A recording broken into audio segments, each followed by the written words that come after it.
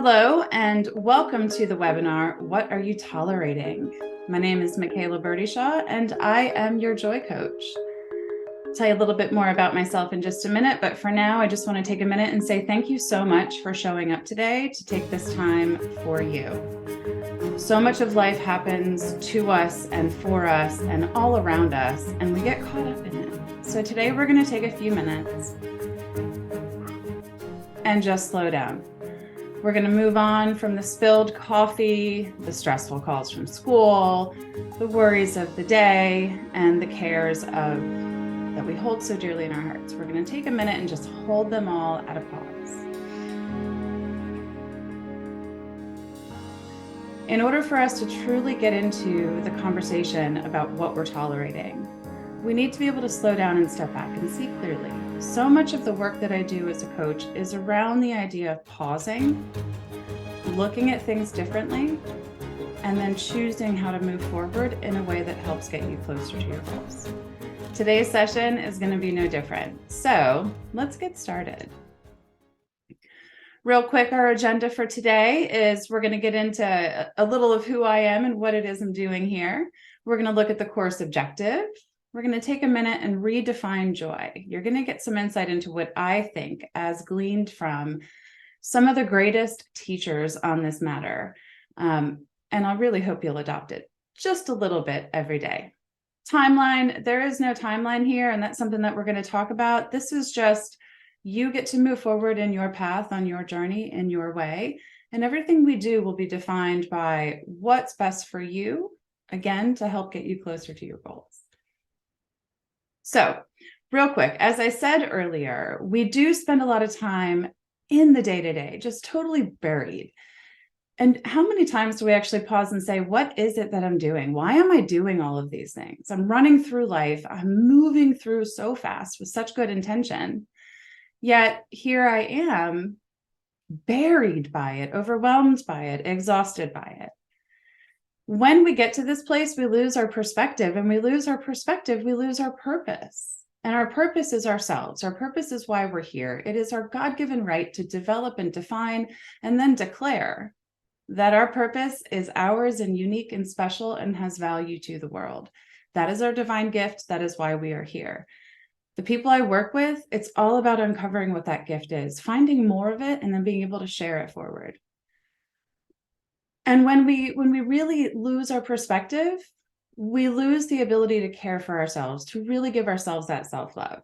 So this webinar is designed to shed a little light on those parts of life that you're tolerating and help build steps to move beyond those obstacles.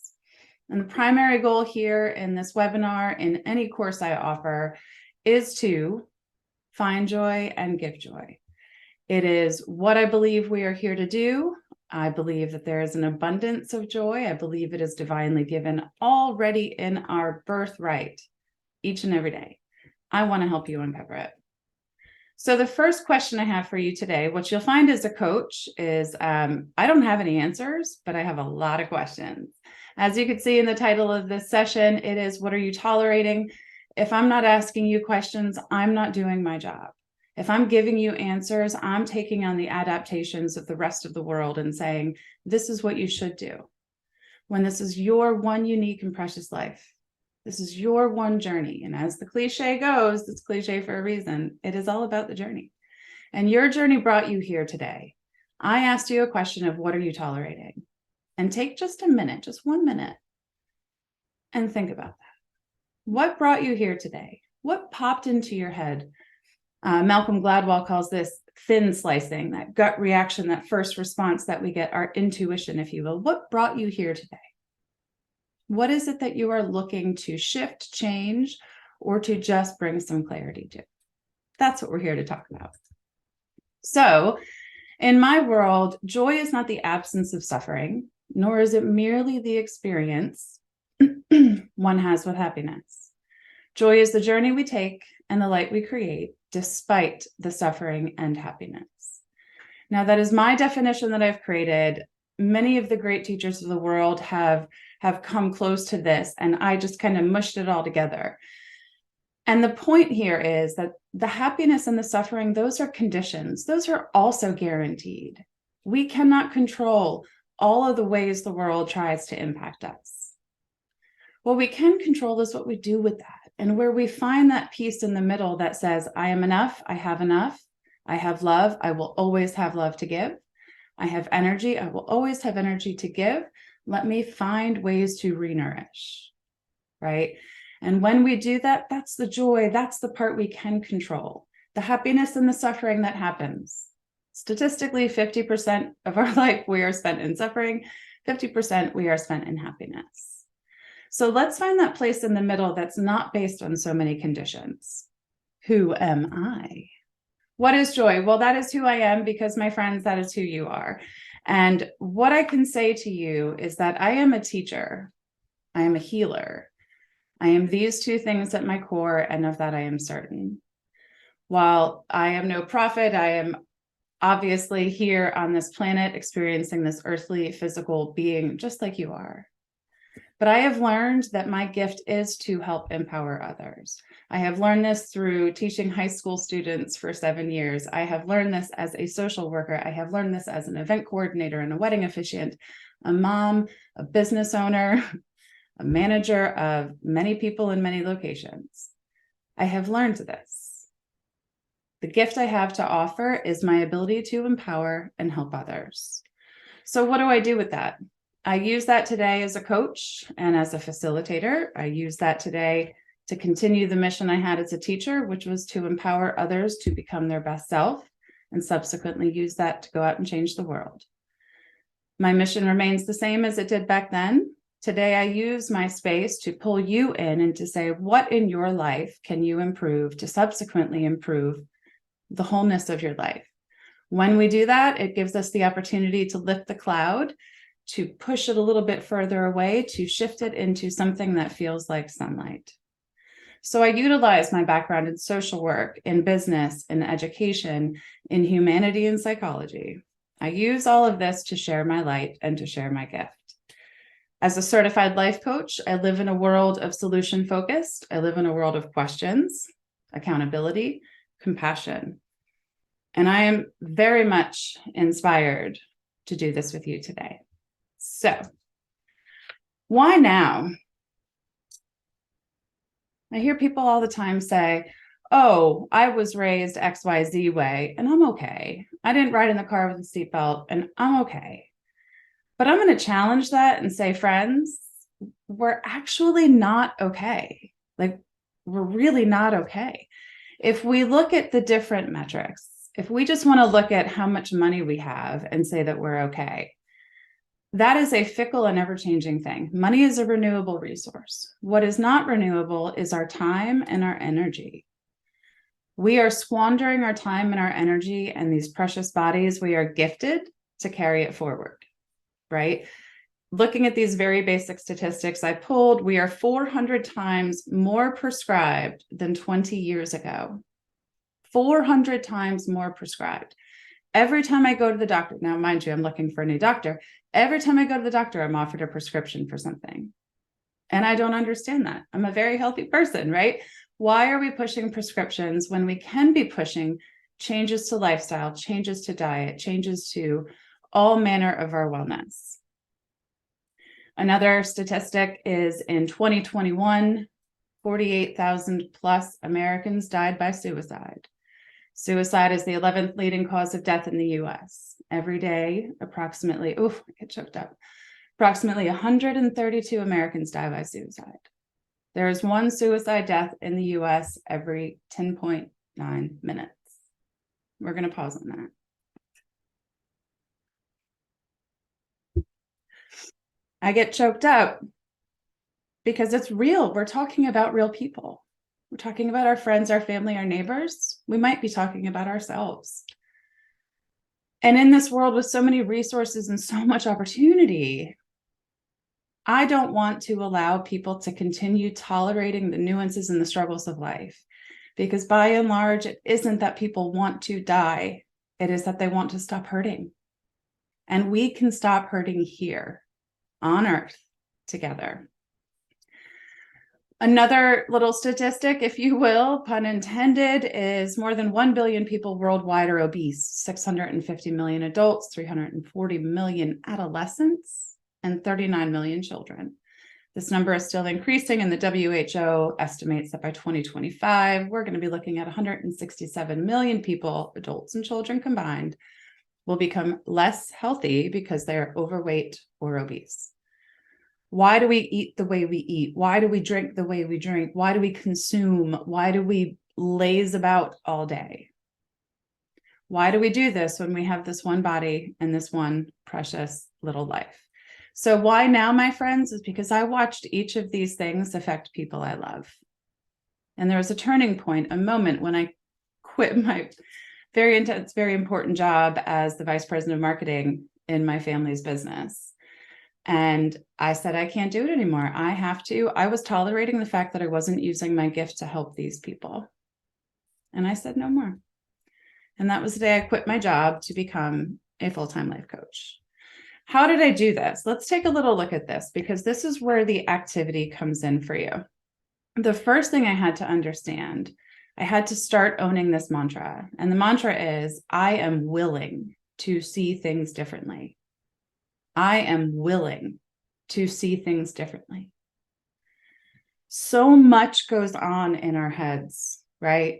I won't get into all the science of it today, but millions and millions of pieces of input are coming in to create the images in our mind, and they get filtered through the stories we tell ourselves time and time again, whether it's a story from when we were 5, 25, or today.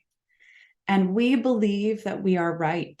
And I got news for you guys. It's just not that simple. Our brains are very flawed. Our brains, our caveman brains, our monkey brains, our lizard brains, whatever you think of, right? Our caveman brains are hardwired biologically to be afraid. It is how we stayed alive. Survival is primary. And today, our tigers, we don't have tigers coming to eat us to keep us alive, but we have the entire world being shoved at us day in and day out in forms of our professions, our personal, our emotional, our social, you name it. So the challenge here isn't to do things differently. We're not there yet. We can pause on that for a minute. But the idea is I'm willing to see things differently. I'm willing to pause and say, am I really about to get eaten by that tiger? Or am I thinking about what mom needs, what people need, what boss needs, what the world needs, what I think the people at the automobile place need, right?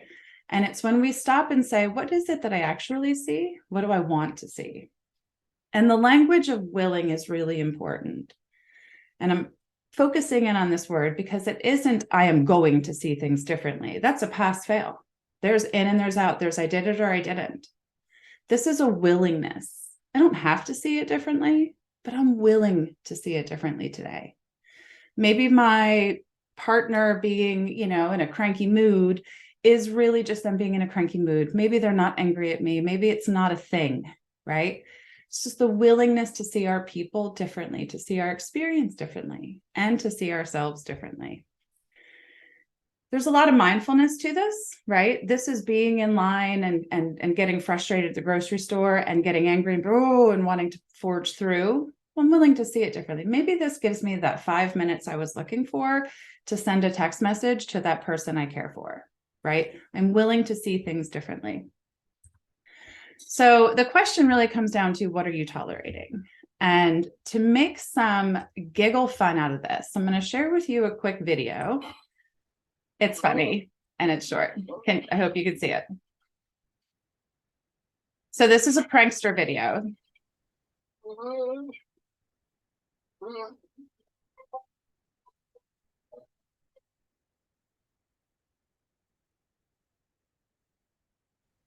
And he just keeps going and he just keeps going.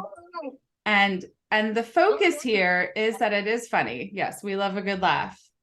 But we watch this man as he endures the torment and he continues to put himself through further suffering by hitting the wall, banging the wall, smashing, yelling, screaming, all the things.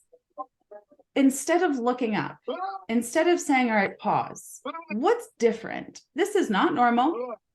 I know what shampoo does. I know what water does.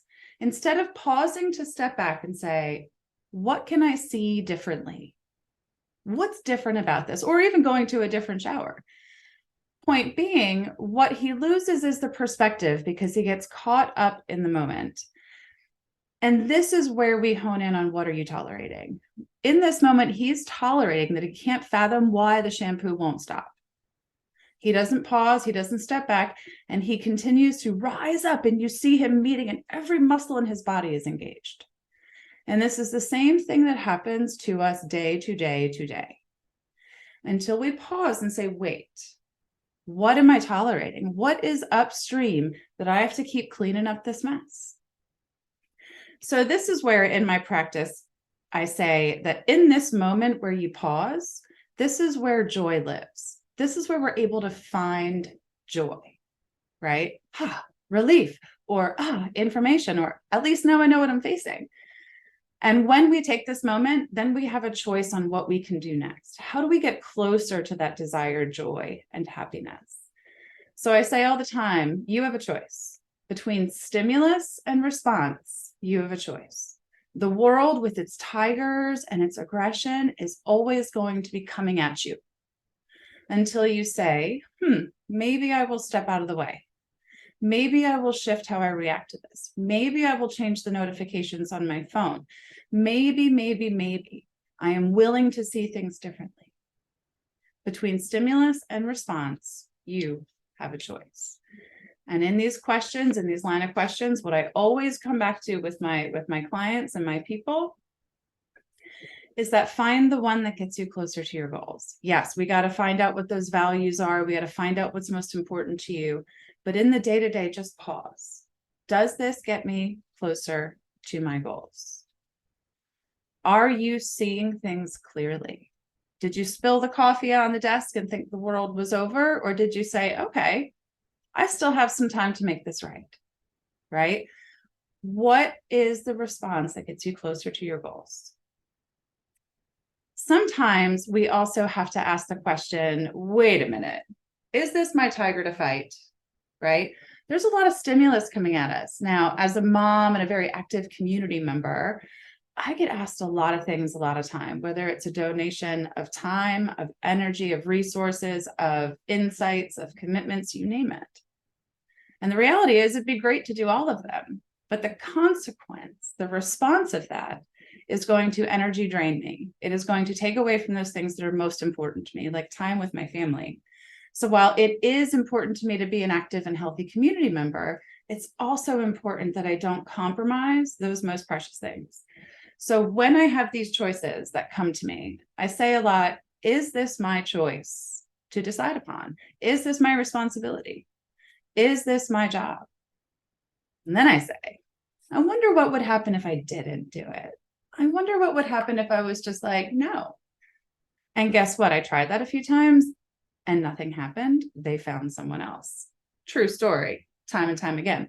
So the question to ask yourself, not only whether it's like PTO and community requests or requests of your time at work or requests of your time at home, understanding what's important to you and understanding if you're tolerating doing too many things for other people, saying too many yeses, you have a choice and you get to impact that choice. And I'd like to say that choosing is hard. I'll say it again. Choosing is hard because that means people say, well, isn't that selfish? Isn't that so like, how do I do that? And I say, no, you make choices that are good for you and that don't hurt other people, of course. But we have to start making choices for ourselves, and that can be difficult. That can be hard. So how do we work through that? This is where we work step by step. This is the part where I say there's no timeline. Working with a coach, for example, says, let's evaluate, let's understand the data. Let's find out how many times you're saying yes to things you don't want to. Let's find out how many times you're going to deliver the thing that you don't want to. Let's evaluate and see what you're willing to see differently. What would life look like if it were different? And in this way, The questions start looking at that list, that data, and evaluating what gives you energy, what lifts you up, what fuels you. Sometimes those things are the required things. Sometimes we have to do the things that aren't as fun. But if it gives us energy because it gets us closer to our goals, that's a different story. The next question I would ask is, what makes you tired?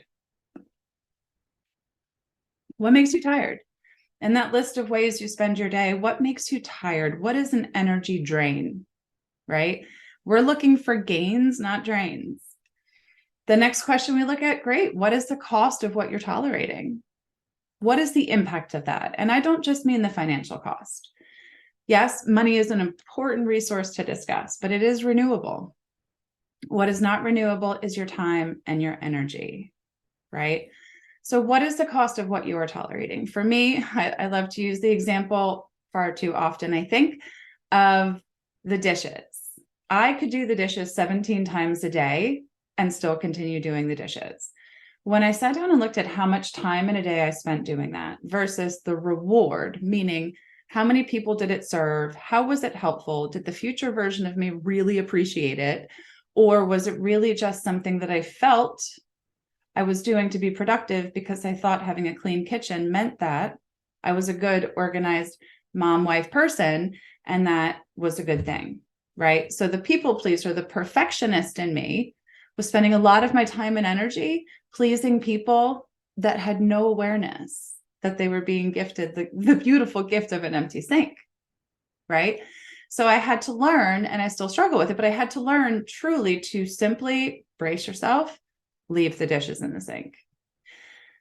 And what I found is that the value of that is I started celebrating, look at those dishes in the sink. And it became a fun thing. It became, look at me being so brave. How dare I be so bold as to leave those dishes? And while it sounds very simple, this was a tiny piece. And what I looked at next is those bigger things. It starts with something small like the dishes, or maybe you're tolerating too many sporting events for your kids and driving, who knows? What are the resources? What's the cost of it? And what could the value be? Now, the catch to the part where you say, what could the value be? This is where in my practice, we're constantly celebrating. Don't forget, you wanted this. This is a good thing. Did you embrace that time when you weren't driving 55,000 places? Were you able to sit down and read and consciously engage in that time? This is the thought process to start looking and engaging on the small things so that when it comes to the big things, like potentially leaving your job or completely shifting part of your identity or choosing to start a family, you are prepared and understand how it feels to go through the process of seeing things differently to remove what you are tolerating. Now, when we talk about strategies, it's important always to look back, right? In this place where you are, if you're sitting there thinking, whether it's about the dishes or something else that you're tolerating in life, some frustration that's getting in the way of your goals, it's always good to look at what have you tried before? And when I say this, it doesn't always mean what's worked before. It's what have you tried before? Well, I tried to use a big paper calendar in my kitchen. That's me. And nobody looked at it, right? So I'm going to say, great, that's an example. We're not going to try again, at least not in that way. Let's look at what works for other people, what has worked for you before, and start putting in some of those practices. The next question, and this is an important one, is what are you willing to risk? Now, when we talk about changing, what we're doing here is changing boundaries, FYI, guys. When you change boundaries, whether it's with yourself or with other people, I say boundaries and people think thorny cage and fence. And really what it is a more ever-flowing, more peaceful welcome into your space that people get to opt in. You get to say, this is what's good for me, this is what's best for me, and you get to do it with kindness. And then people get to opt in. But when we do this, whether it's family, friends, work, it often feels like we're taking something from the person, right? And it's usually something that they aren't inherently, it's not really their right. But it feels like weird and different. So the important thing here is number one, what's important to you? What are your values? What are you striving towards? Are you heading there in an authentic way? Are you approaching the person and changing the rules with kindness and communication? And are you willing to risk a little bit of a bumpy road to get through to the other side? The risk part can be hard. It sometimes means feeling like you're disappointing other people. But the question I have for you today and always is, who are you really willing to disappoint? Because if spending your life disappointing yourself in an attempt to please or appoint, if you will, others, means that your well will run dry. And that completely negates why we're here, which is to explore and pursue our divine gift. So I say to you again, choose your heart. Staying the same is hard. Change is hard, but choose your heart. I say this because you are 110,000% worth it. I say this because I believe that coming together and working and sharing our pains, our fears, our joys, our happiness helps to relieve the burden, to bring perspective, to help clear the way, to empower that part of each of us that fully needs to be developed. So again, I'll say, choose your heart. The hard is the thing that you are tolerating. It might be many things. The hard is the thing that is keeping you from your growth. The hard is the thing that's keeping your perspective limited from understanding what needs to grow and what needs to go. The truth of the matter is that staying the same is hard. Where you are, what you're tolerating, whatever those things are, whatever those burdens are that we carry on our shoulders and our hearts and our heads and in our lives, those things are hard. Holding back our authenticity, that's hard. And change is hard. It requires you to invest in yourself. It requires you to say that you're enough. It requires you to make changes that serve you, maybe not in this moment, but down the road. And it requires you to hold accountability and compassion and celebration and perspective at the forefront of the choices we make. Change means that we pause. Change means that we choose our heart that gets us closer to our goals. So how can I help? There are a lot of ways that we can find help. Absolutely. One thing I know for sure, because I have done this for years and years and years, is working with coaches. Working with coaches starts where you are and helps you move forward. I do so in a solution-focused way, again, where I ask a lot of questions. Yes, I have insights and information, but my job, my only goal, is to help pull out your best, your unique self.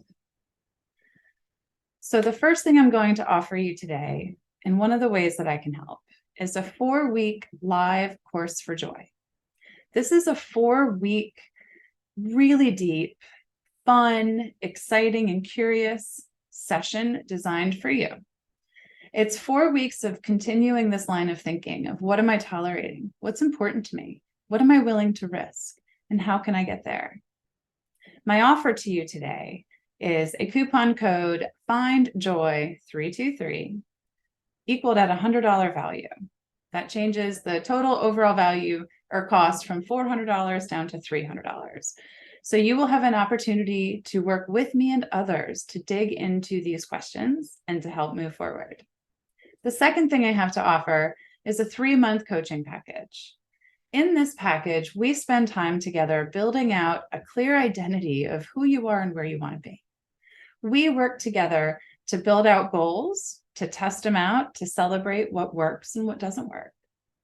We work together to steer your ship towards those things that you desire. For this, for those that book before April 1st, I'm offering a coupon code GIVEJOY323 valued at $500. This is 1 month off of the 3-month package. This is a great way to invest in yourself and do so with a little bit of the risk buffered, right? Another way I can help, let's say I've sparked up a couple of thoughts, questions, or curiosities that you've got going on from our conversation today. I always offer individual coaching sessions. Anytime you need one, you can hop online, head to the website, click the session, schedule in the Calendly, and we'll get it started. In one session together, we pick one goal. What is it you want to talk about today? And we process through this so that at the end of our conversation, there is clarity, there is opportunity, and there is some follow-up. Together, we can help move beyond these things together, whether it goes back to that first slide of we're not really okay, whether it's our physical or our emotional or our mental or all the different ways that we need wellness in our life. Working with a coach can help get you closer. This is what I believe I am here to do on this earth, on this one unique, precious life of mine. I believe that I am here to help empower you to become your greatest self so that you can go out and change your world. And in doing so, I believe together we can change the whole world.